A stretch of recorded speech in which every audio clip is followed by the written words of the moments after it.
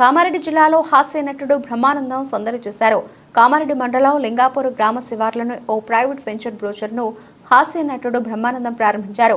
అంతకుముందు హాస్య నటుడు బ్రహ్మానందం జ్యోతి ప్రజ్వలన చేసి కార్యక్రమాన్ని ప్రారంభించారు. ఈ సందర్భంగా బ్రహ్మానందం మాట్లాడుతూ విబోస్ వెంచర్లో తక్కువ రేట్లో ఫ్లాట్లు లభిస్తున్నాయని, వాటిని మధ్యతరగతి ప్రజలు కొనుగోలు చేసి తమ కలలను సాకారం చేసుకోవాలని సూచించారు. తాను కూడా విబోస్ వెంచర్లో ఫ్లాట్ కొనుగోలు చేయడం జరిగిందని పేర్కొన్నారు.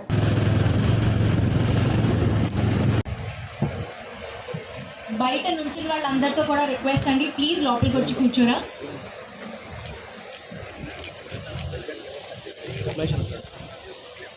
ఎస్, వచ్చేసారు పద్మశ్రీ కె బ్రహ్మానందం గారు, మనందరి గారు. Give him a big round of applause. మీ ప్లేసెస్ లోనే ఉండి మీరు ఒక గట్టి ఓ వేసుకోవచ్చు. రెడీ, 1 2 3. అభిషేక్ కుమార్ చోప్డా గారిని అండ్ సురేందర్ రెడ్డి గారిని ఐ రిక్వెస్ట్. మన I know fans photographer S Raju గారు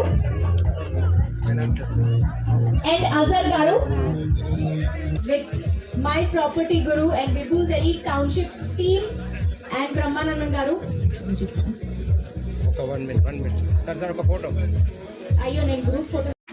దీపం జ్యోతి పరబ్రహ్మ దీపేన దీపం పరబ్రహ్మ దీపం సర్వతమోపం. And here we have the brochure of Vibhu's Elite Township.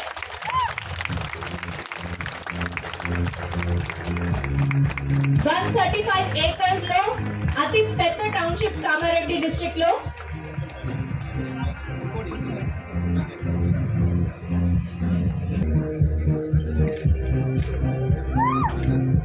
Yes, గట్టిగా ఒక ఓయేసుకోవచ్చు. 1 2 3.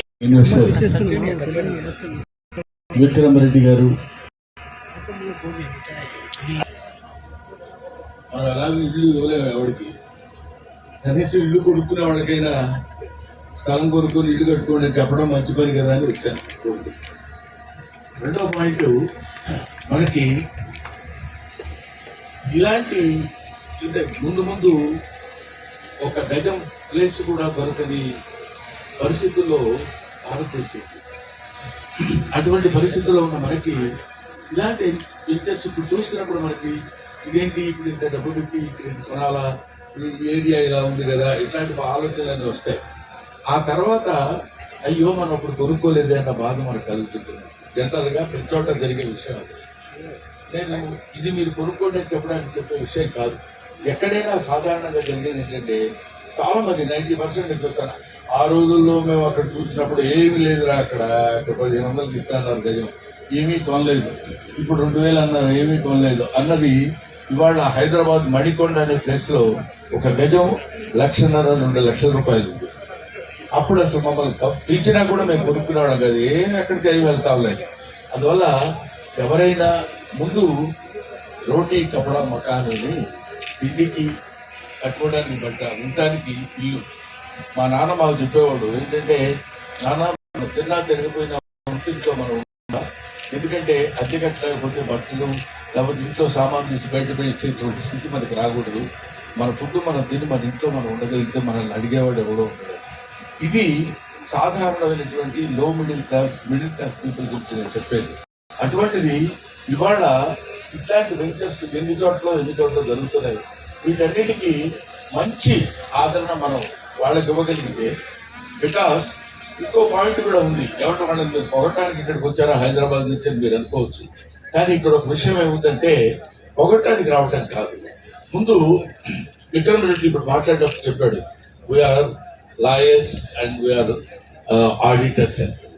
మనం కొనుక్కునేటప్పుడు మనకు తెలియక తోలతోట కొని తర్వాత ఇబ్బంది పడి అదేదో ఇది కాదంట, లేకపోతే ఇది కబ్జా ప్లేస్ అంట, ఇంకో ప్లేస్ అంట అని ఇబ్బంది పడేవాళ్ళని మనం చాలా మందిని చూస్తుంటాం.